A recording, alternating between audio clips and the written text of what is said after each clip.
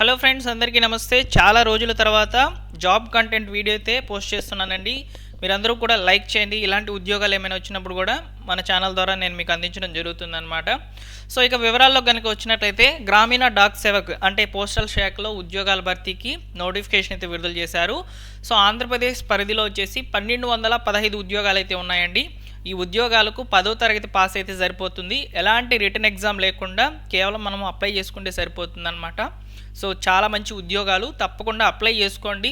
So 10th class qualification ఉంటే సరిపోతుందండి. ప్రతి ఒక్కరూ కూడా అప్లై చేసుకునేందుకు ట్రై చేయండి. సో ఇక్కడ నేను మీకు క్లియర్గా ఫస్ట్ ఆఫ్ ఆల్ మన యొక్క ఆంధ్రప్రదేశ్ సర్కిల్లో సో ఎక్కడెక్కడ ఎన్నెన్ని వేకెన్సీస్ ఉన్నాయనేది ఏ విధంగా చెక్ చేసుకోవాలనేది జోన్ వారీగా అయితే నేను ఇక్కడ చూపిస్తాను. సో నెక్స్ట్ వచ్చేసి అప్లికేషన్ యొక్క డీటెయిల్స్ అన్నీ కూడా ఎక్స్ప్లెయిన్ చేస్తాను.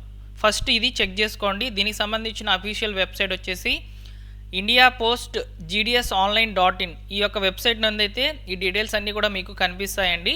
సో ప్రస్తుతానికి మాది గూడూరు జోన్ కిందకైతే వస్తుందన్నమాట. సో నేను ఇక్కడ గూడూరు జోన్ సెలెక్ట్ చేసి ఎన్ని పోస్టులు ఉన్నాయనేది సో ఈ విధంగా చెక్ చేసుకుంటున్నాను. సో ఈ విధంగా పోస్టుల యొక్క వివరాలు క్లియర్గా అయితే వస్తాయి, ఎక్కడెక్కడ ఖాళీలు ఉన్నాయనేది. సో మీరు అప్లై చేసుకునేటప్పుడు కూడా సో ఈ విధంగా సెలెక్ట్ చేసుకొని కూడా మీరు అప్లై అయితే చేసుకోవచ్చు, ఏ జోన్లో మీకు ఉద్యోగాలు కావాలనుకుంటున్నారు. ఓకేనా? సో ఫ్రెండ్స్, అయితే వివరాల్లో కనుక వచ్చినట్లయితే ముఖ్యంగా ఫస్ట్ ఆఫ్ ఆల్ ఈ యొక్క నోటిఫికేషన్ సంబంధించిన డీటెయిల్స్ అయితే చూద్దాము. సో ఈ యొక్క ఉద్యోగాలకు మీరు అప్లై చేసుకోవాలనుకుంటే 10వ తేదీ నుంచే ఆన్లైన్లో అప్లికేషన్స్ అనేటివి తీసుకుంటున్నారనమాట. సో మీకు చివరి తేదీ వచ్చేసి మార్చి 3వ తేదీ అని చెప్తున్నారు. మార్చి 3వ తేదీ లోపల మీరు అప్లికేషన్ అనేది సబ్మిట్ చేయాల్సి అయితే ఉంటుంది. సో ఇక్కడ మనకు ఇస్తున్నటువంటి ఉద్యోగాలు ఏంటి అనేది ఒకసారి చూద్దాము. సో ఉద్యోగాలకు సంబంధించిన వివరాలు చూసుకున్నట్లయితే బీపీఎం బ్రాంచ్ పోస్ట్ మాస్టర్ అంటారండి. సో ఈ యొక్క ఉద్యోగాలకు సంబంధించి జీతం వచ్చేసి 12,000 రూపాయల నుంచి 29,380 రూపాయల మధ్యలో అయితే ఉంటుందని చెప్తున్నారు. So assistant branch post master సంబంధించి డాక్ సేవకు సంబంధించిన ఉద్యోగాలు కూడా ఉన్నాయి. సో దీనికి వచ్చేసి 10,000 రూపాయల శాలరీ అయితే ఇస్తారు. 24,000 రూపాయల వరకు పెరిగే అవకాశం అయితే ఉంటుంది ఈ శాలరీ అనేది. సో ఈ యొక్క ఉద్యోగాలకు సంబంధించి మనకు ఏజ్ లిమిట్ కూడా చెప్పారండి. 18 నుంచి 40 సంవత్సరాల మధ్యలో ఉన్నటువంటి వాళ్ళు అప్లికేషన్ అనేది చేసుకోవచ్చు అని చెప్పి చెప్తున్నారు. సో ఎస్సీలకి ఎస్టీలకి 45 సంవత్సరాల వరకు అవకాశం అయితే ఉంది. ఓబీసీ వాళ్ళకి 43 సంవత్సరాల వరకు ఉందన్నమాట. సో పర్సన్ విత్ డిసేబిలిటీ కేటగిరీకి సంబంధించిన వాళ్ళు ఎవరైనా సరే సో వారికి 50 సంవత్సరాల వరకు అయితే ఏజ్ లిమిట్ అనేది ఇస్తున్నారు. సో పర్సన్ విత్ డిసేబిలిటీకి సంబంధించి ఓబీసీ కేటగిరీలో ఉండే వాళ్ళకి వచ్చేసి 13 సంవత్సరాలు అంటే 43 సంవత్సరాలు ఉన్నా కానీ వారు అప్లై చేసుకోవచ్చు అని చెప్తున్నారు. ఎస్సీ ఎస్టీల్లో ఎవరైనా పర్సన్ విత్ డిసేబిలిటీకి సంబంధించిన వాళ్ళు ఉన్నట్లయితే 55 సంవత్సరాలు ఉన్నా కానీ వారు అప్లై చేసుకోవచ్చు అని చెప్తున్నారనమాట. సో ఈ విధంగా ఏజ్ లిమిట్స్ అనేటివి చెప్పారండి. సో ఇక్కడ అదర్ క్వాలిఫికేషన్స్ వచ్చేసి నాలెడ్జ్ ఆఫ్ కంప్యూటర్ నాలెడ్జ్ అనేది అవసరం అని చెప్తున్నారు. నాలెడ్జ్ ఆఫ్ సైక్లింగ్ అంటే సైకిల్ తొక్కడం వచ్చి ఉండాలని చెప్తున్నారనమాట.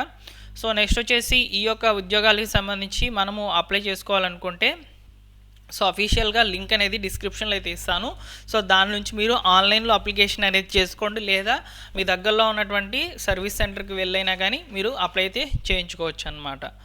సో ఈ విధంగా మనం అప్లై చేయాలనేది కూడా ఇక్కడ క్లియర్గా అయితే చెప్పారు. So applications are to be submitted in the online mode only. So online మోడ్లోనే మీరు అప్లై చేసుకోవాలని చెప్తున్నారనమాట.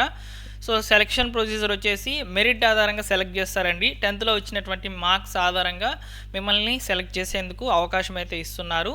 సో ఇక్కడ మీ యొక్క గ్రేడ్ అనేది కూడా అప్లై చేసేటప్పుడు గ్రేడ్ అనేది వేయాల్సి అయితే ఉంటుంది. మీకు 10th 8 పాయింట్స్ కనుక వచ్చినట్లయితే దాన్ని ఇంటూ 9.5 అని క్యాలిక్యులేట్ చేసి ఒక పాయింట్ వాల్యూ అయితే వస్తుంది. సో దాన్ని మీరు సో గ్రేడ్ కింద అయితే వేయాల్సి అయితే ఉంటుంది అన్నమాట. సో ఈ విధంగా మనం అప్లై చేసుకునేటప్పుడు ప్రూఫ్స్ కింద వచ్చేసి మార్క్ షీట్ పెట్టాలి, ఐడెంటిటీ ప్రూఫ్ కింద ఆధార్ కార్డ్ పెట్టాలి, క్యాస్ట్ సర్టిఫికేట్ పెట్టాలి, పర్సన్ విత్ డిసేబిలిటీ వాళ్ళు అప్లై చేస్తున్నట్లయితే ఆ సర్టిఫికేట్ పెట్టాలి. సో ఈడబ్ల్యూఎస్ కేటగిరీకి సంబంధించిన వాళ్ళు అప్లై చేస్తున్నట్లయితే ఈడబ్ల్యూఎస్ సర్టిఫికేట్ పెట్టాలి, ట్రాన్స్జెండర్లో అప్లై చేస్తున్నట్లయితే ట్రాన్స్జెండర్ సర్టిఫికేట్ పెట్టాలి. So date of birth proof కింద ఆధార్ కార్డ్ పెడితే సరిపోతుంది అనమాట. So medical certificate issued by A medical officer of any government. Medical certificate అంటే మీ యొక్క హెల్త్ అనేది అన్నీ కూడా బాగున్నాయి సో అని చెప్పేందుకు ప్రూఫ్గా అయితే మెడికల్ సర్టిఫికేట్ పెట్టాలని చెప్తున్నారనమాట. So certificate issued by the competent authority in the respect of knowledge of tribal local dialects in the case of engagement in the state of Arunachal Pradesh. సో ఇక్కడ మనకి ఏం చెప్తున్నారంటే సో ఈ యొక్క ఉద్యోగాలకు సంబంధించి మీరు అప్లై చేసుకున్నట్లయితే సో మెరిట్ ఆధారంగా మిమ్మల్ని సెలెక్ట్ చేసేందుకు అవకాశం అయితే ఉంటుందని చాలా క్లియర్గా అయితే చెప్తున్నారు. సో మీరు ఆన్లైన్లో అప్లై చేయాలనుకుంటే ఏమేమి ఉంటాయి, సో ఏ విధంగా అక్కడ ఆప్షన్స్ అనేవి చూపిస్తాయి అనేది ఇక్కడ మనకి ఈ పీడిఎఫ్లో అయితే ఉంది. ఈ పీడిఎఫ్ లింక్ అదేవిధంగా సో నేను మీకు ప్రీవియస్గా చెప్పినటువంటి సో జోన్లో అంటే మీ యొక్క జోన్లో మీ యొక్క మన యొక్క ఆంధ్రప్రదేశ్లోని ఉన్నటువంటి సర్కిల్స్లో ఎక్కడెక్కడ ఖాళీలు ఉన్నాయో మీరే చూసుకోవచ్చు. ఈ లింక్ కూడా నేను మీకు డిస్క్రిప్షన్లో వస్తాను, ఒకసారి చెక్అవుట్ చేయండి. వీడియో నచ్చితే తప్పకుండా లైక్ చేసి మీ ఫ్రెండ్స్ అండ్ ఫ్యామిలీ మెంబర్స్ అందరికీ కూడా షేర్ చేయండి.